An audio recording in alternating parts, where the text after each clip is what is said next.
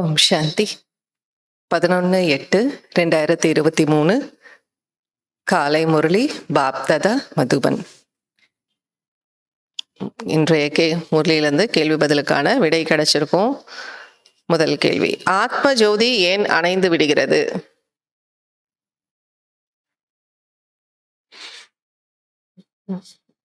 ஸ்ரீமத் படி நடக்காத காரணத்தினால் மீண்டும் மாயையின் புயல் வந்து விடுவதால் ஆத்ம ஜோதி அணைந்து விடுகிறது. குழுவில் சேர்ந்து இருப்பது யாருக்கு சகஜமாக இருக்கும்? யாரிடம் சரளத்தன்மை என்ற குணம் இருக்கிறதோ அவர்களுக்கு குழுவில் சேர்ந்திருப்பது மிகவும் சகஜமாக இருக்கும். நாம இப்போது என்னவாக ஆக வேண்டும்? சுதர்சன சக்கரதாரியாக இல்லையா? சோழியிலிருந்து வைரமாக, தாமரை மலருக்கு சமமாக நாம் இங்குதான் ஆக வேண்டும்.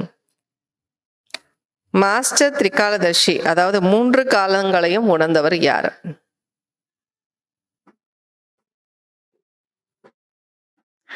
வரதான். கடந்த காலம், நிகழ்காலம் மற்றும் எதிர்காலத்தை அறிந்து மாயாஜீத், அதாவது மாயாவை வென்றவர்கள் தான் மாஸ்டர் திரிகாலதர்ஷி. 3 காலங்களையும் உணர்ந்தவர் ஆவார்கள்.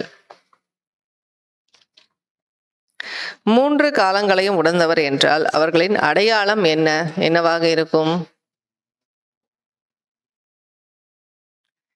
நிகழ்காலம் மற்றும் எதிர்காலம் என்ற 2 போதையும் அவர்களுக்கு இருக்கும். அந்த போதையின் குஷியின் மூலம் அவர்கள் பறந்து கொண்டே இருப்பார்கள். அவர்களுடைய கால்கள் பூமியிலிருந்து மேலே இருக்கும். மேலும் தேகம், தேக சம்பந்தம், தேகத்தின் பழைய பொருட்களின் ஈர்ப்பில் வரமாட்டார்கள். fill in the blanks. இங்கு டேஷ், அங்கு டேஷ். இங்கு முயற்சி, அங்கே பிராலப்தம் அல்லது பிராப்தி. டேஷ் வருவதன் மூலம் பாரதம் டேஷ் போன்று ஆகிவிடுகிறது.